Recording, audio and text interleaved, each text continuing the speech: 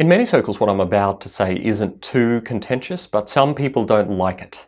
And in particular, lawyers with general practices aren't going to like what I'm about to say. But for most relationship development strategies, it is useful, maybe not mandatory, but useful to have an idea of the kinds of clients that you want to actually be pursuing. That is, not in a salesy, spammy, sleazy, ambulance-chasing way, but pursuing in the sense of, these are the kinds of people I would like to meet, these are the kinds of people I get along with, these are the kinds of people I can demonstrate my expertise to in a way that will build their trust of me and my law firm.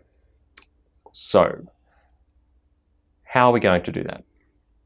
It might be defined fairly initially by your practice area. If you work exclusively in personal injuries, your clients may or may not be corporations. Unless they're insurance companies, the chances are they're going to be individuals. There's a starting point. If you work in commercial litigation, there's a good chance that your clients are going to be companies and businesses. If you work in construction law, and so on and so forth. So you can start there. That's part's easy, but it often helps to get a lot more granular. What sort of size company is your ideal client? How big are they? What sort of income does your person have? Are they likely to be a man or a woman? Are they likely to be employed or unemployed? Are they likely to go to church? Are they likely to believe anything? Are they likely to be living in a particular suburb? Are they likely to be not living in a particular suburb? And yes, there is a certain amount of stereotyping going on here, but that is the nature of defining a group of people. That's kind of what it is about. It doesn't mean every one of your clients will fall within the category of your ideal client, but what you want to essentially do is put yourself in the position of your client and think, okay,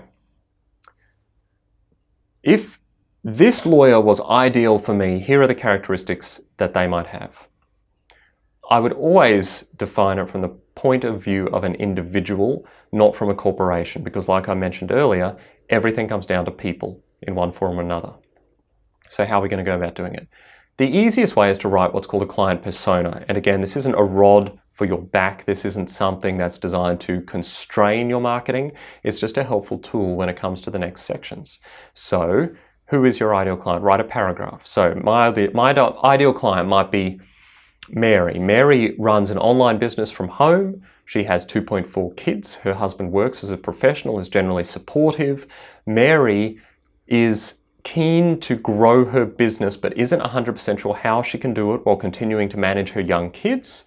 They're not yet at school age. She has no immediate family support and they need the income that her husband brings in at the moment in order to continue to pay their mortgage. Mary is competent.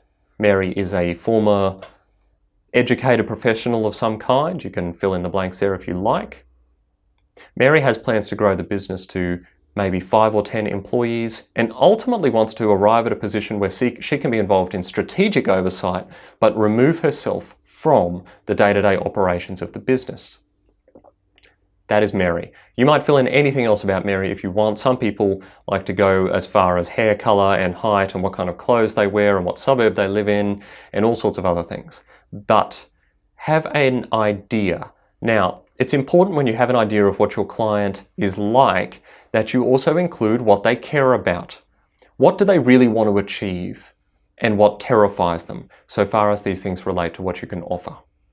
Mary wants to grow her business. Mary is concerned about time management because this is going to inform how you can start to produce things and be valuable to people and how you can build rapport and trust with people like Mary. Okay? That is one example. Your job, your homework is to do that exercise. You may need to do it 2 or 3 times. You may need to come up with different categories of people, but it is an important starting point.